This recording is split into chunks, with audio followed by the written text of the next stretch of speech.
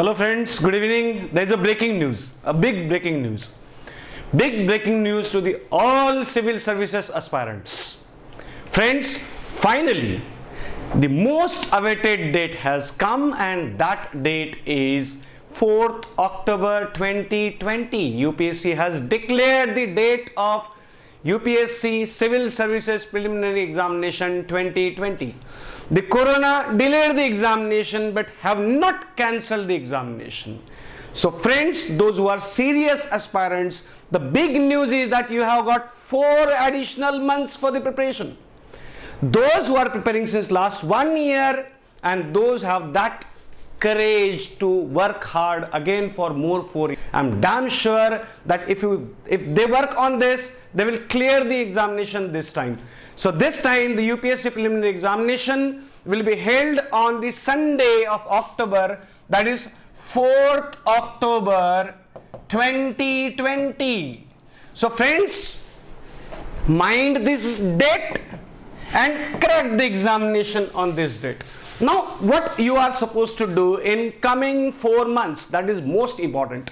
I know majority of you are preparing since last 7-8 months for the preliminary examination. Majority of those who are serious aspirants, they haven't wasted their time in corona lockdown. Those who treated corona lockdown time period as an opportunity, they have an additional advantage because for the revision they have got 4 additional months, the June, July, August, September, and the examination is on 4th October 2020. Friends, as far as the civil services examination is concerned, preliminary examination is, you all knows here, until and unless you work on these specific areas, you cannot even think of clearing the examination. Now you know, in preliminary examinations, in prelims, there are 2 areas on which the UPSC will ask questions to you. One, the basics, and second, friends, the current affairs. As all of you know that in last 7-8 years, after the change in the examination pattern, when the CSAT was introduced, later on CSAT was made simply qualifying. Now the complete selection in the preliminary examination is based on your performance in general studies. And here you all, particularly those who are serious aspirants, they knows that until unless you have cutting edge over the current affairs, you cannot even think of clearing the preliminary examination. So friends, mind my words, if you get command over the current affairs along with your basics, you can clear the examination. Definitely you can clear the examination. Now, you know, in basic areas, UPSC will ask questions on history, ancient, medieval and modern, along with Indian national movement. So friends, revise it seriously. Then Indian culture, where art and culture, art, artifacts, architecture, literature, particularly the culture of ancient India and medieval India is most important. You will get around 7 to 8 questions from history section and around 9 to 10 questions from Indian culture. So make sure that you get command over these areas. Friends, the next most important thing is geography. Now in geography, they will ask you questions on fundamentals of geography. Nowadays, very important. And friends, mind it, they will ask you question on mid-latitudinal aspects, mid-latitudinal areas, because this was the epicenter of corona and maximum spread, whether it was in Italy, UK, Spain, Northern USA, and very specifically Wuhan, that is China, in Hubei or Hubei province. So friends, UPSC will definitely ask you question on mid-latitudinal areas. So this is one question from my side. Friends, in geography, the most important thing other than fundamentals is world geography. And then comes your Indian geography. UPSC has developed a trend of asking question on contemporary sites, their locations and significance. Don't forget it. Clear? The next most important topic is Indian polity and constitution. Indian polity and constitution. I know majority of you are expecting question on CAA. UPSC will not ask you, but be prepared. Because the U in UPSC stands for unpredictability. So don't try to predict UPSC. Let UPSC predict you, whether you know it or not. So be prepared even for CAA. They will ask you question. Now in polity and constitution, they will ask you questions on fundamentals or very specifically various principles of constitution. They will ask questions on application, that is contemporary applications of the constitutional aspects, and very specifically from contemporary point of view. And other than this, the most important is, friends, judgments of various high courts and Supreme Court of India.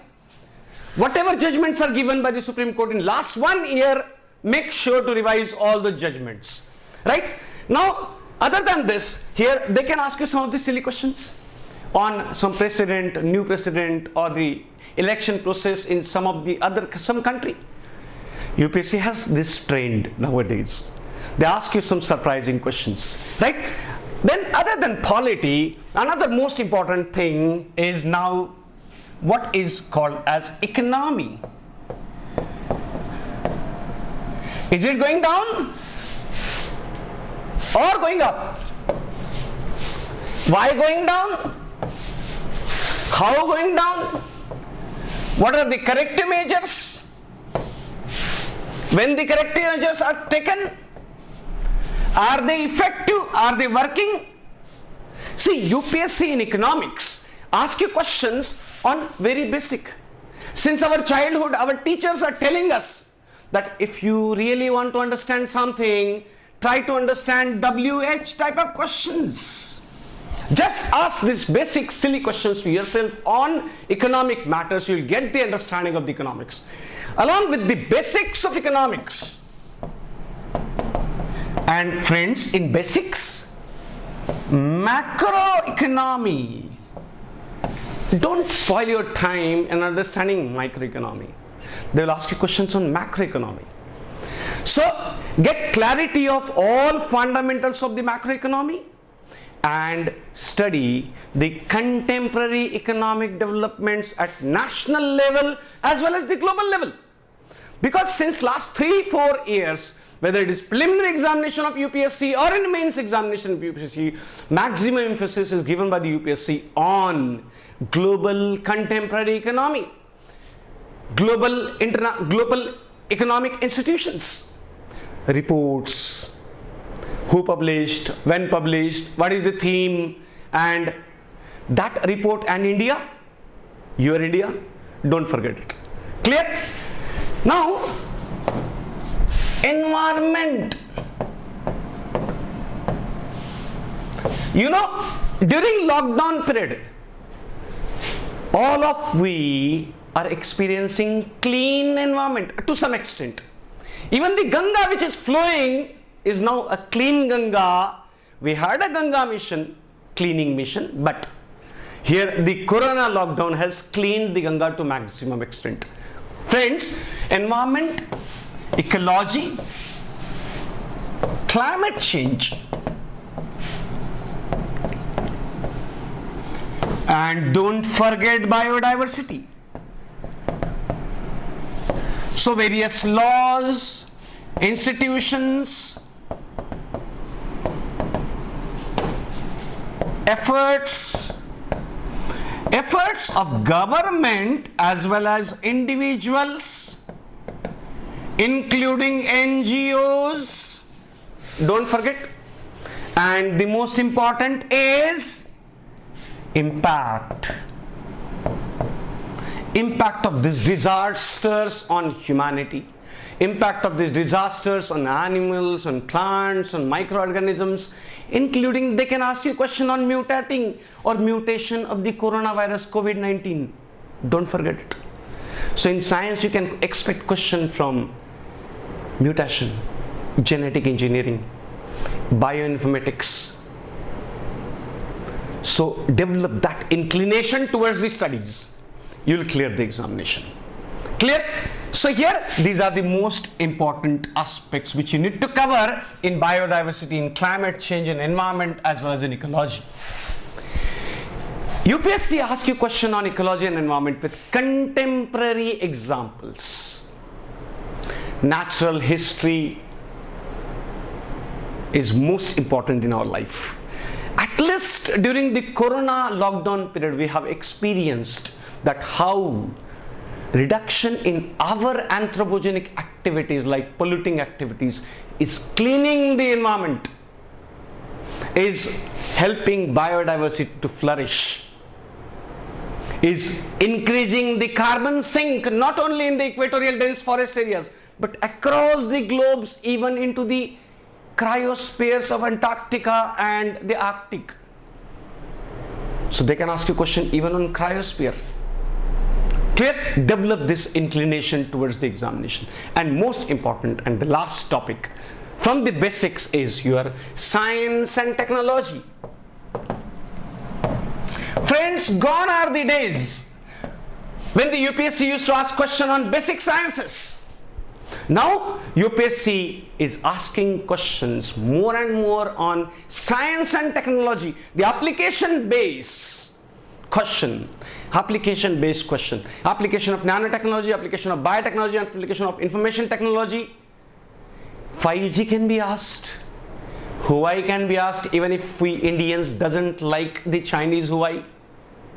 They can ask you the collaboration between Reliance and Facebook, Reliance and King or Prince Salman of Saudi Arabia, joint venture. Don't forget it. They can even ask you on question on the oil facility in Saudi Arabia attacked by Houthi terrorist organizations of Yemen. Don't forget it. Clear? So even in technology, they will ask you maximum questions on applications. Fundamentals of science are clear to you, I hope. If not, definitely revise it, but make sure that you get command over the science and technology application part. In everyday life, whatever scientific applications or scientific equipments which we are using in our day-to-day life, try to understand basics of those and their applications. And the most important, companies which are manufacturing these items. These are the basic areas. Now as far as the current affairs is concerned, friends, what I am expecting is in current affairs they will ask you questions around 40 to 45 questions in prelims. Out of 100, around 50%. So can you forget the current affairs? Can you even think of clearing the preliminary examination without having a cutting edge in the current affairs? Definitely not. Don't think of. If you have this misconception, remove it. You cannot clear the preliminary examination without having very good command over the current affairs. Clear? Now, in current affairs, they will ask you questions on programs, policies. They'll ask you questions on policies, they'll ask you a question on technology, they'll ask you a question on environmental issues, geographical sites,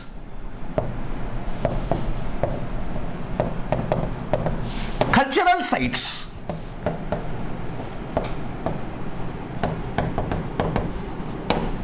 administrative changes,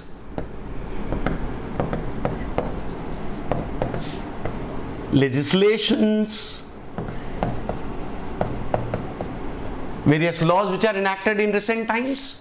And now whenever I say recent times, at least 2 to 3 years back. Recent times does not mean 2-3 months.